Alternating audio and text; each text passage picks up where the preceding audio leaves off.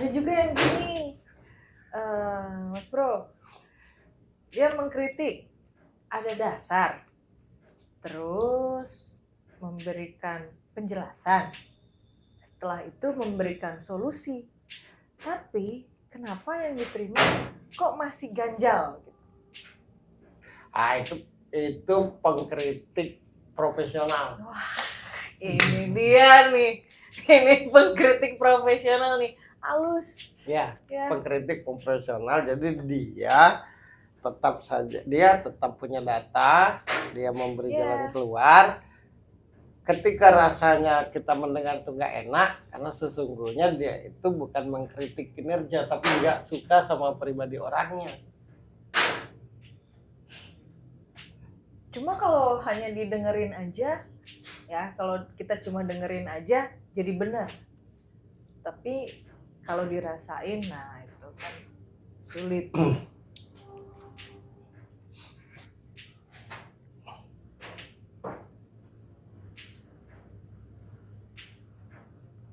Gini, hati kita ini kan detektor. Iya. Hati kita ini sesuatu yang tidak bisa dibohongi. Orang munafik itu secara pendengaran dan penglihatan tidak ada buruknya sama sekali, tapi hati tidak nyaman.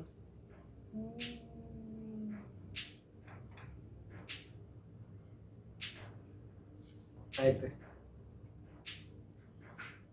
ada yang tampilannya selengean, ngomongnya ceplos tapi nyaman. Setiap orang itu tahu nyaman tidak nyaman sebenarnya, karena tiap orang itu punya hati. Tapi jadi tidak berasa apakah aku ini nyaman atau tidak karena kepentingan. Gitu. Karena ada kepentingan, nyaman nggak nyaman, yang penting nyaman. Udah nggak berasa lagi. Pedulilah aku nyaman nggak nyaman, yang penting kan. Gitu. Oke, itu pengkritik profesional tadi.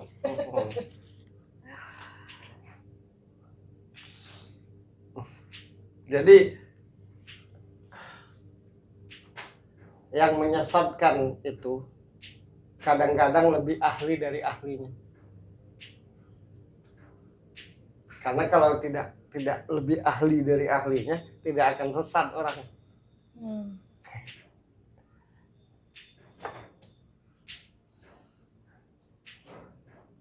Kapan orang yang munafik itu sadar? Nggak akan sadar. Yang bisa berubah tuh orang jahat jadi baik. Kalau orang munafik nggak akan sadar. Orang ketika munafik sudah nggak ada titiknya gitu, atau itu sudah titik terakhir? Jadi munafik itu kayak kutukan, nggak akan berubah lagi.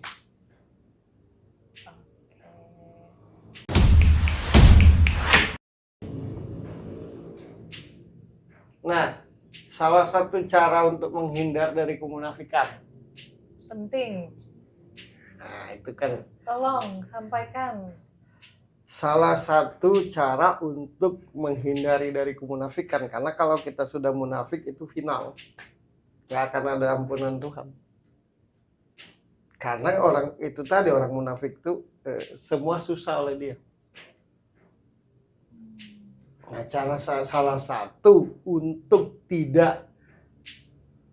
salah satu cara untuk terhindar dari kemunafikan adalah jangan pernah membohongi hatimu. Kan asal kemunafikan itu karena membohongi hati, gara-gara kepentingan. Lama-lama hati kita tertutup gelap, Tuhan tidak akan beri petunjuk kebenaran lagi. Hati itu sesuatu yang maha benar, karena sumbernya dari Tuhan. Contoh, ketika kau punya pasangan, ada yang mendekatimu, sesungguhnya hatimu tidak terima, tapi tetap engkau jalani.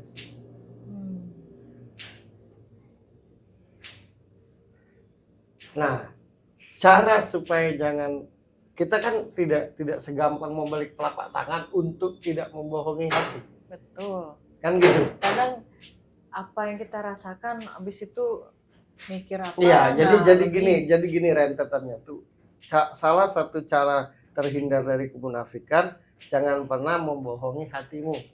Oke. Nah, tapi untuk tidak membohongi hati itu bukan hal yang gampang. Betul. Nah, bagaimana caranya? Jujurlah dengan apa yang dirasakan hatimu. Ungkapkan deh apa yang lo rasakan. Kita tidak bisa bohong hati kita nih. Tapi kondisi membuat kita berbohong. Ceritakan, ungkapkan. Intinya kejujuran. Ada nih tulisannya. Kena nggak sih? Kena nggak? Orang yang berkata jujur akan mendapatkan kepercayaan, cinta, dan rasa hormat. Sebenarnya bukan berkata jujur itu susah. Karena siapapun bisa berkata jujur. Contoh. Kita lihat A, kita ceritakan B. Jujur tuh bisa kata-kata, jujur dalam berkata-kata tuh bisa dibentuk.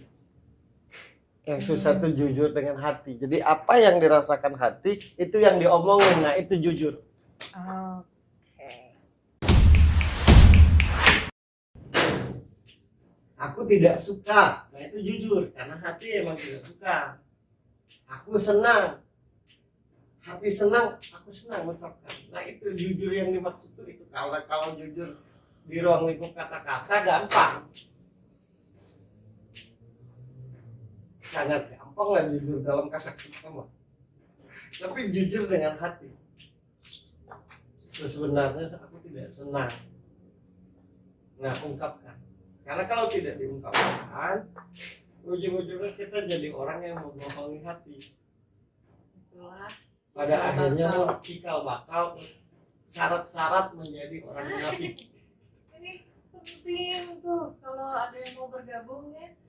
Menjadi Syarat-syarat menjadi orang yang munafik, bohongilah hatimu terus-menerus.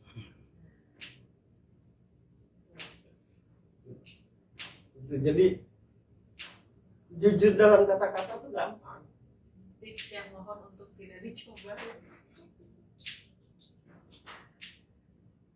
Jujur dengan kata-kata gampang, tapi jujur dengan hati. Iya, Itulah. jujur. Makanya kan ada istilah nih, kita ini kan tidak akan bisa berbicara kalau tidak ada dari hati kita apa, kan gitu. Nah, akal ini kan apa untuk membentuk apa yang kita katakan. Saya tidak suka, nah rasanya kurang ajar, makanya akal sebenarnya, nah itu kan guna akal kan. Nah, kita harus jujur, kalau di sini A ucapkan A, kalau di sini B ucapkan B, kalau di sini C ucapkan C dengan sebagus-bagusnya. Itulah guna akal. Nah, jujur pemahaman orang itu bukan begitu. Kalau jujur begitu mah gampang. Kenapa ada istilah orang mempermainkan kata-kata? Nah, ini yang kita selalu, apa yang kita katakan dengan apa yang kita rasakan itu tidak sinkron selalu. Makanya ada istilah pintar-pintarlah bawa diri. Karena biasanya orang yang bawa diri itu yang pintar-pintar menghormati segala macam, terus sesungguhnya dia tidak hormat.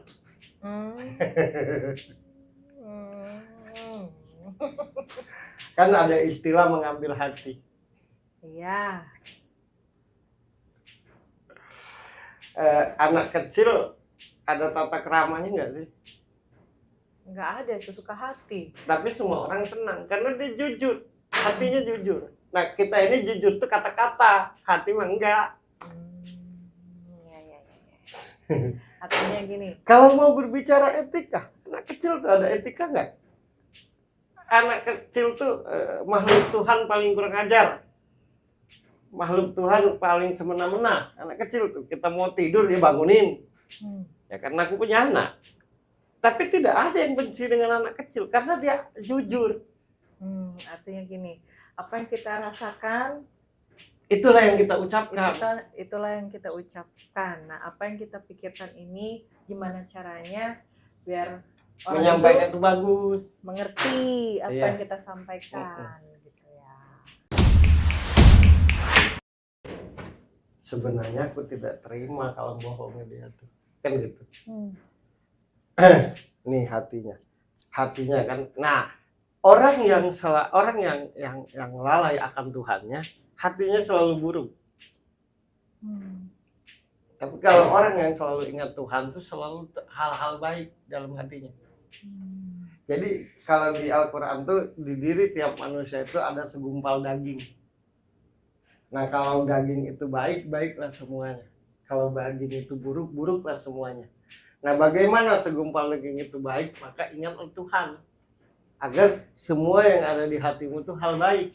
Karena kalau tidak ingat Tuhan, nanti yang menumbuhkannya itu iblis.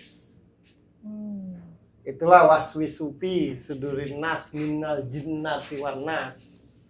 Dan seakan-akan ada dua kan di diri kita tuh. Tapi kan, nah kalau kita ingat Tuhan, hal buruk itu hilang di hati kita. Jadi kita hilang prasangka, hilang iri, hilang benci. Nah karena kita nggak ingat Tuhan, itu penyebabnya. Penyebabnya akhirnya kritikan jadi menyakiti, bukan jadi membangun. Ku ajari melalui hatimu, ku beritahu melalui hatimu. Tapi ingatlah selalu diriku dengan hatimu. Kan gitu. Kata Allah tuh seperti itu. Nanti aku kritik. Sebenarnya dia udah bagus ngomongnya. Sebenarnya dia dalam bekerja tuh udah bagus. Nah gitu. Tapi kalau kamu kan bagus, ujung-ujungnya aku tidak dapat peluang kerja dong. Nanti jabatanku nggak naik. Kalaupun ku bilang bagus, nanti aku tak dapat duit. Aku harus bilang nggak bagus agar dapat duit, tapi hatiku tidak terima. Dialog sendiri kan? Kan gitu. Sebenarnya dia bagus dalam hati sendiri. Tapi kalau aku bilang bagus, nanti aku ketinggalan. Maka dibilang jelek. Nah itu nggak jujur tuh. Sampai detik ini orang nggak ngerti kejujuran itu apa. Maka datanglah ke sudut pandang agar cerdas. Biar terarah. Biar tidak tersesat dalam terang. Sebenarnya Birgit itu keren dalam jadi host. Tapi kalau aku ceritakan dengan investor, nanti dia aja yang diajak. Nah itu, kalau nggak ingat Tuhan, hati ini berkata, iya bagus. Tapi pikirannya lewat pikiran. Ada hati kita berkata iya, sebelahnya berkata tidak. Nah kan gitu kan ada kan? Tapi kayak bertempur kan? Iya kan? Iya. Ungkapan pertama tuh bagus. Betul. Ketua ketiganya tuh jelek. Betul. Nah, Ya.